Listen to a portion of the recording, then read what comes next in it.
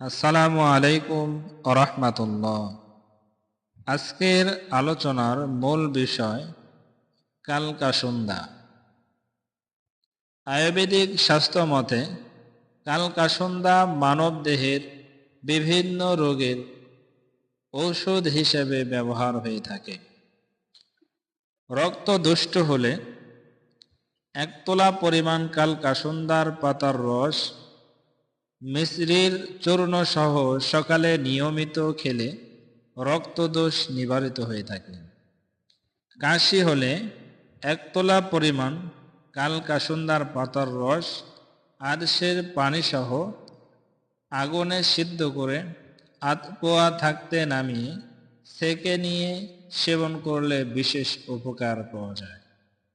পিত্ত দোষ হলে কালকাসুন্দার পাতার রস এক তোলা পরিমাণ মধুসহ নিয়মিত সেবন করলে পিত্ত দোষ সেরে যায়।